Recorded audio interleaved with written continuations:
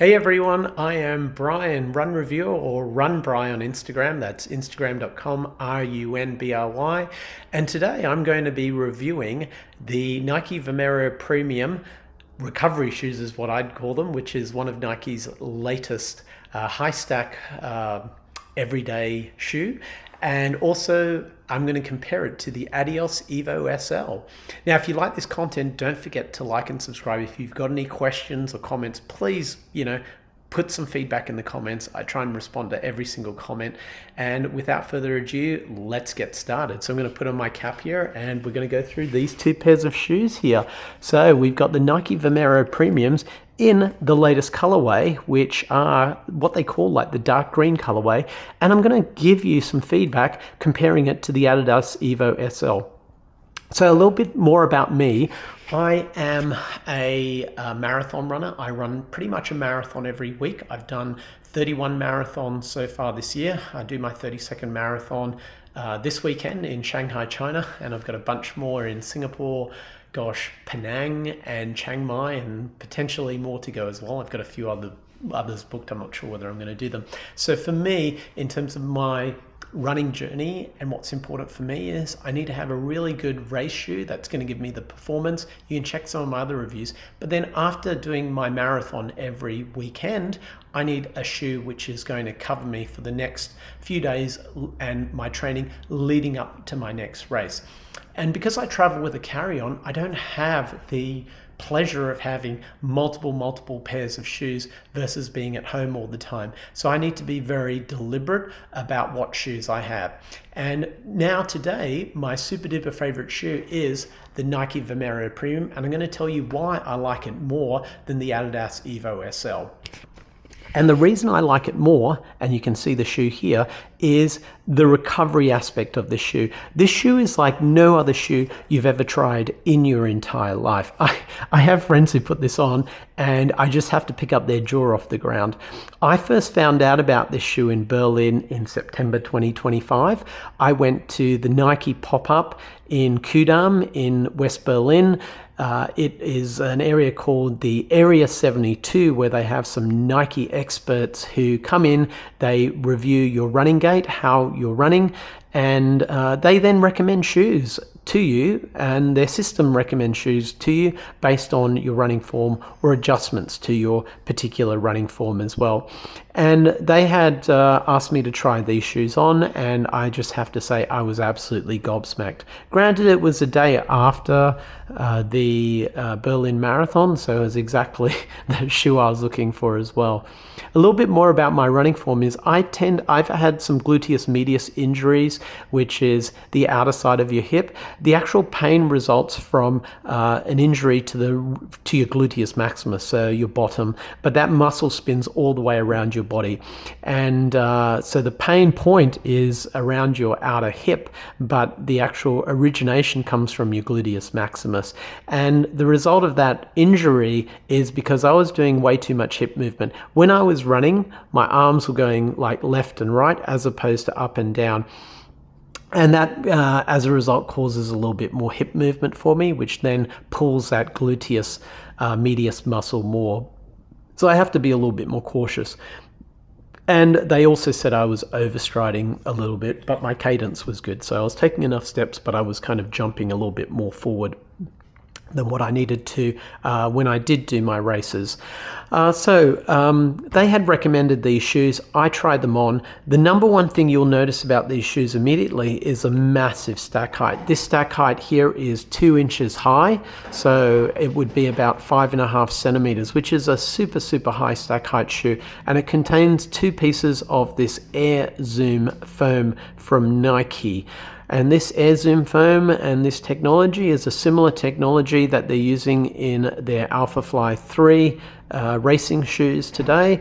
So it's a very expensive high performance foam that they use in these particular shoes. The upper is very soft, plush upper, and down the bottom, this is another thing I like about these shoes, is the bottom has a ridge structure which allows the ability to stick more to the surface, particularly when you're getting into wet surfaces as well.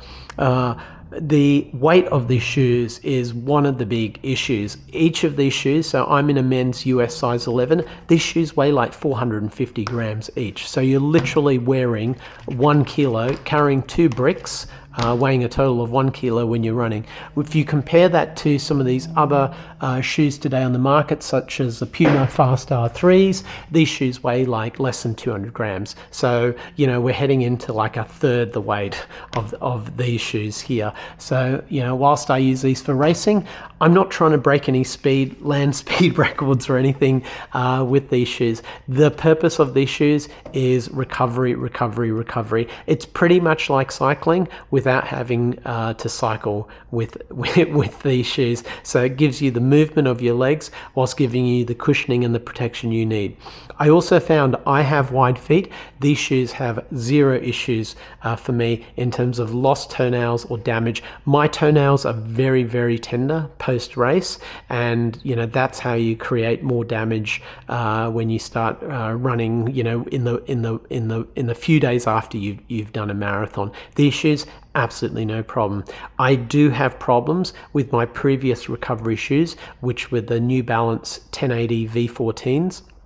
I got those in a wide, and you know the upper was just a little bit weird on those. I think they've addressed that with the 1080 V15s, and they have some new versions of foam. However, these shoes here give me absolutely no issues. I find with the New Balance 1080 V14s, once I hit about 350 kilometers, that upper starts giving me problems, and they're worth retiring. If I compare the ride in these shoes versus the 1080 V14s, while the 1080 V14s were nice, they were comfortable, they're absolutely nothing like these. And in terms of protection for my legs, my hips and everything else, these shoes are a million times better. Very hard to get. These retail for $230 US, $320 in Australia. They're like absolute gold dust to find, but I'm sure Nike will come out with more versions of this particular shoe in colorways and so on over time, similar to I guess how Adidas have gone with the Evo SL. Very easy to find nowadays with these shoes.